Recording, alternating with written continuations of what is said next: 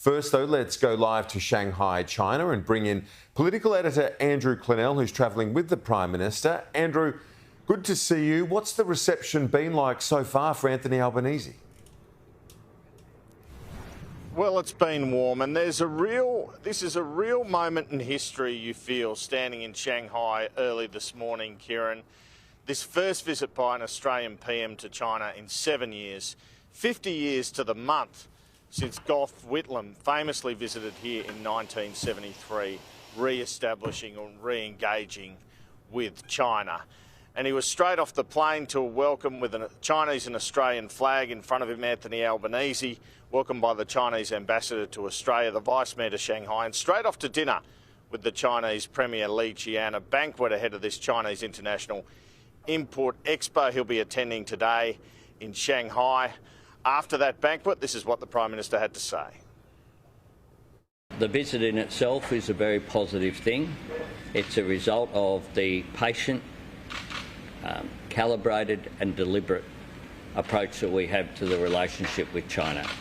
And the fact that it's the first visit in 7 years to our major trading partner is a very positive step, and I look forward to constructive discussions and dialogue with President Xi and Premier Li during my visit to Shanghai and Beijing.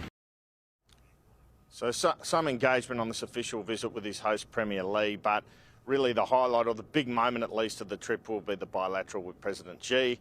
And it must feel surreal for Anthony Albanese. 1 week he's had a state dinner at the White House being feted on the lawns there.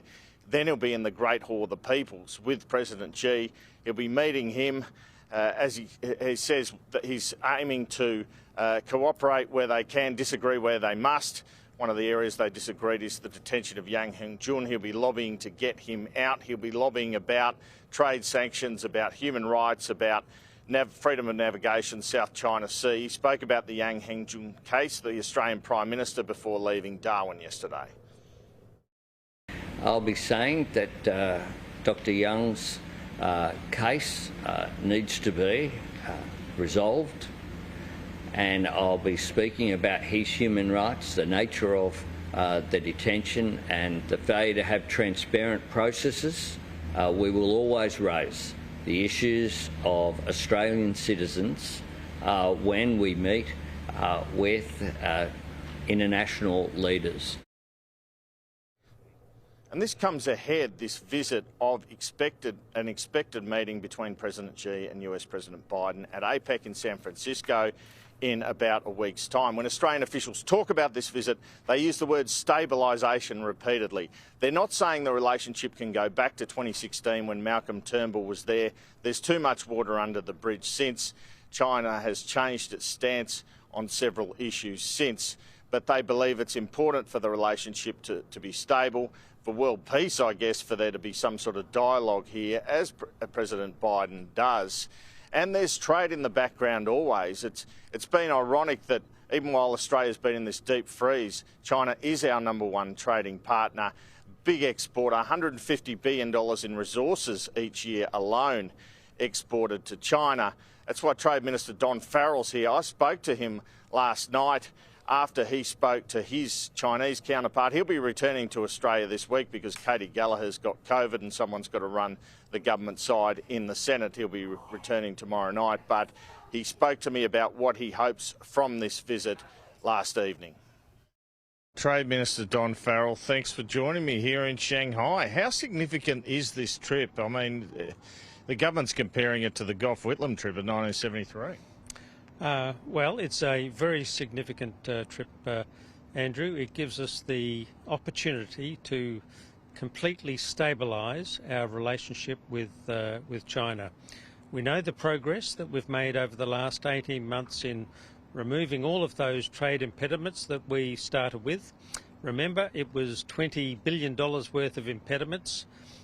With the recent announcement in respect of wine, that's down to $1 billion. We're hopeful that as a result of this visit that we can get that down to zero, and that the remaining impediments, lobster and beef, will be removed. And how does the PM go about the delicate balance of keeping the US on side and also from a defence perspective, and keeping China on side from a trade perspective? We can walk and chew gum at the same time, Andrew. That's been a feature of the Albanese government. We've got a very strong defence relationship with the United States, and we've got a terrific trade relationship with China. Last year, our trade with China was $299 billion. We think we can build on that, and especially if we can get those products, lobsters and beef, back into the Chinese market. It's certainly been an improvement in relations, but on the way here we've been briefed that we shouldn't expect it to return to what it was, say, 10 years ago. Why is that? It's just, I guess, the Chinese government's changed its approach. Look, there's a range of reasons, I guess, that the relationship is not what it was a number of years ago, but I've just had a terrific meeting with my counterpart, Weng Wentao. We've forged a very significant working relationship.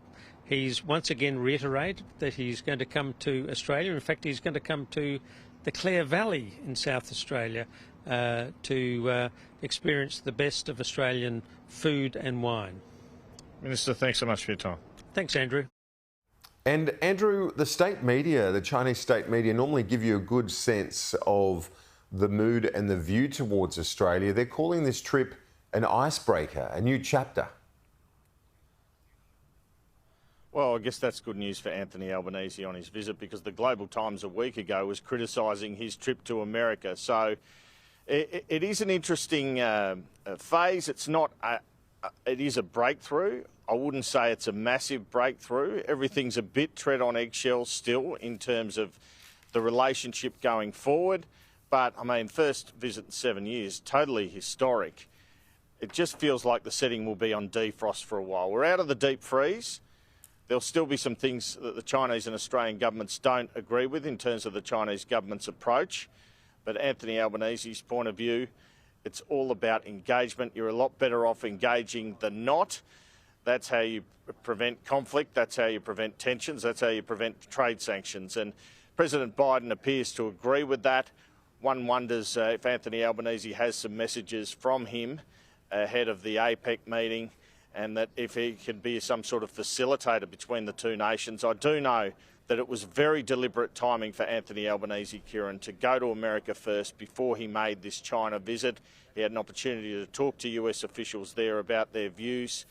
The government's belief is they are on the same page as the US. I think they're a little bit, they have a couple of differences on the approach, but generally they're in the same ballpark. But in terms of our trade relationship with China and re-establishing relations, it's hard to lose the significance of this moment.